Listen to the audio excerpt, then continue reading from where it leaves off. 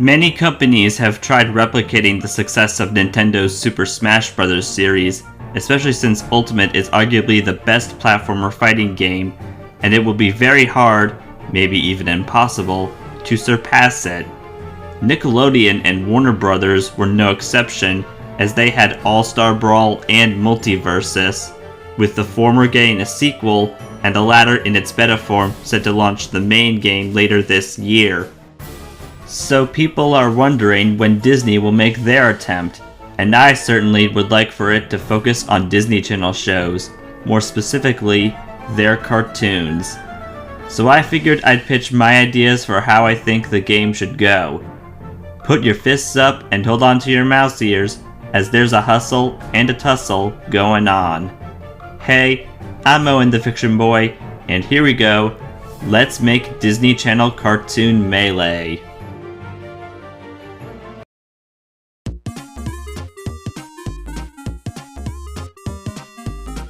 The main component of a fighting game is the roster, as in which characters will be fighters.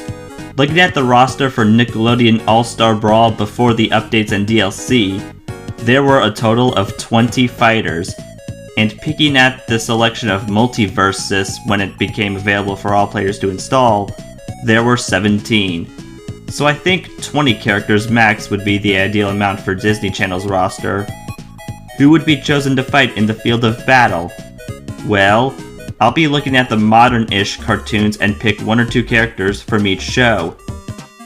Let's start with Anne and Sprig from Amphibia, Luce and Amity from the Owl House, Molly and Daryl from The Ghost and Molly McGee, Haley from Haley's On It, Scrooge and Webby from the DuckTales reboot, Star from Star vs. the Forces of Evil, Cricket and Tilly from Big City Greens, the title character of Kif, and the title characters of Hamster and Gretel. Now for some not quite as recent shows, how about Dipper and Mabel from Gravity Falls, the title character of Kim Possible, the title characters of Phineas and Ferb, and Wander from Wander Over Yonder.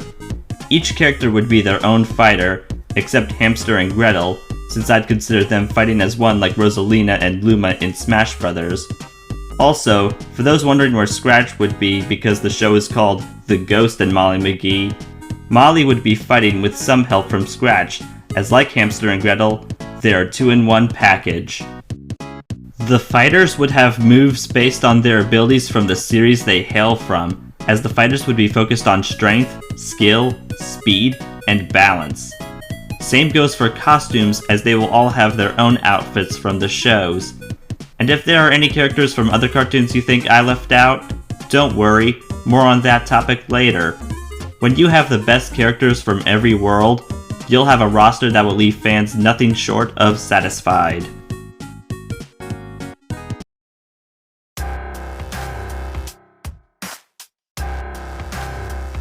Figuring out which consoles would work on your game is crucial, as some consoles, especially now that we're in the 9th generation of gaming, are more powerful than others. The two Nick Brawl games released on Nintendo Switch, PlayStation 4, PlayStation 5, Xbox One, Xbox Series X, and PC, with Multiversus having come on all of those consoles except the Switch. Which was probably a smart move, as while the first Nick Brawl did fine on the Switch, Nick Brawl 2 was more ambitious, and having the game run at 30 FPS wasn't ideal. That said, money speaks louder than words, such is the case when Warner Bros. Decided to have Mortal Kombat 1 for $70 on PS5, Xbox Series X, PC, and Switch, but not PS4 or Xbox One. So if Disney Channel were to release their game in, say, 2025 at the earliest, the game would be on PS5, Xbox Series X, PC, and Switch 2 should Nintendo unveil it, so the game can be in 4K HD, support crossplay, and run at 60 FPS on all consoles.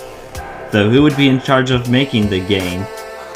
Square Enix has worked with Disney for the Kingdom Hearts series, Gameloft made Disney Dreamlight Valley and Disney Speedstorm, Ubisoft has worked with Disney numerous times, and WayForward has a history with elements that are required for a Disney fighting game. If only one company were to work on the game, I'd say since GameMill has been holding on to Nick for a while, Gameloft would most likely do the same for Disney. As for the price of the game, it would probably be $50 for the base game, since that was the price for both Nick Brawl games. With the game in the right hands and being sold for not too much at good timing, then you got a game where the players and developers win.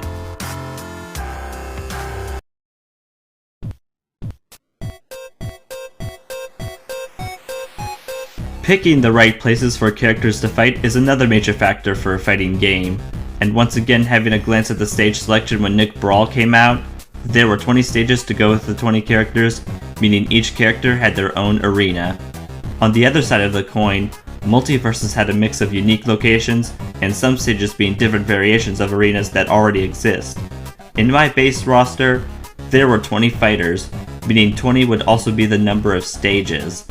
For starters, my ideal locations would be the Farmer's Market from Amphibia, the Owl House, the Ghost World from the Ghost and Molly McGee, the Lighthouse from Haley's On It, the Money Bin from Modern DuckTales, Magic Sanctuary from Star vs. the Forces of Evil, Big City Library from Big City Greens, Meep's Planet from Phineas and Ferb, and the Mystery Shack from Gravity Falls. The other stages would be Toad Tower from Amphibia, the Knee from the Owl House, the Bandshell from the Ghost and Molly McGee, Funzo's Fun Zone from Modern DuckTales, Remington Matter from Big City Greens, the Water Park from KIF, Middleton Institute of Science from Kim Possible, Temple of Jwachadoon from Phineas and Ferb, and Eastside Elementary School from Hamster and Gretel. Now it may sound like I'm 2 stages short, and there's a reason for that. Nick Brawl has Slime Time based on Double Dare, whereas Multiverses had an original stage, Trophy's Edge. So I thought Disney Channel and Gameloft could make their own original stage based on something that makes Disney Channel, Magic Wands. In addition, there is a crossover series of the Disney Channel icons known as Chibiverse, so an arena set in that universe is likely, even if the characters aren't in their chibi forms. Having a stage variety like this can spell success, as there are plenty of possibilities of where characters can duke it out, whether they do it for joy or to the death.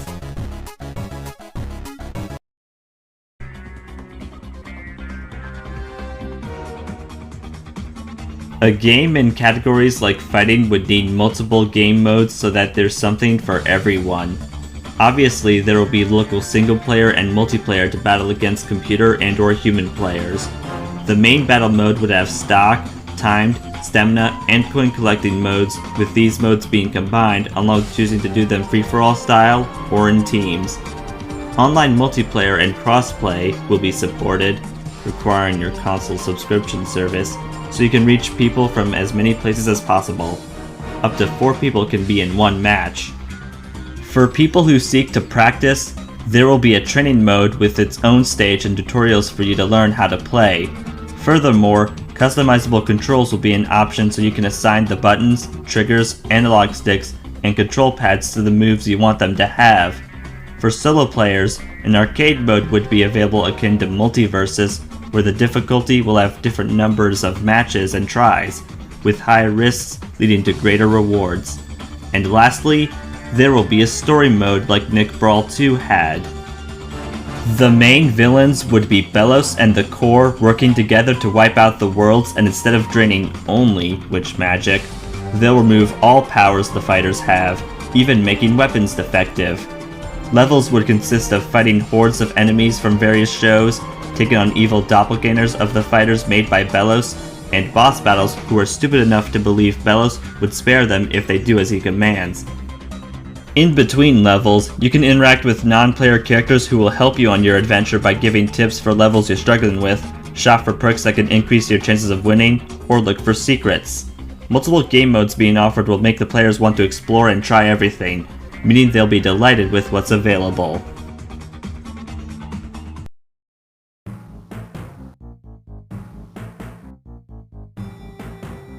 Regardless of what everyone says about everything available at launch, adding more content could convince more people to get the game. Remember how I said not to worry about me leaving out characters from other shows earlier in the video? Well, I shall tell you who the extra fighters will be, but first, I'll inform you that they will be added the same way the additional fighters in Nick Brawl 1 came. Garfield and Shredder came via free updates, whereas Jenny, Hugh, and Rocco were paid downloadable content. So the two characters I believe should come for free post-launch are Milo from Milo Murphy's Law a few months after the game released, and Shigo from Kim Possible the following month. Available for purchase months subsequent to the patches would be Jake from American Dragon Jake Lawn, Penny from the Proud Family, mainly Louder and Prouder, and Goliath from Gargoyles. The stages that would go with all the characters would be Baru of Time Travel from Milo Murphy's Law, Bueno Nacho from Kim Possible, Isle of Draco from American Dragon Jake Lawn, Town from the Proud Family Louder and Prouder, and Irai Pyramid from Gargoyles. The price for each DLC pack would be $5, and if you get the deluxe version of the game with the DLC included a month or two after content stops getting added, it would be $60, so if you're patient, you can get the main game and the 3 DLC packs for the price of 2. Also should mention that most of the fighters will be voiced by the same cast from their shows, with only a few getting substitutes for one or more reasons. And there will be items to make fights more hectic, plus, each character would have a final blow based on their best attack from the shows they come from, because what better way to defeat your opponents? Getting all the content together correctly will concoct huge success, and it would make a great game even grander.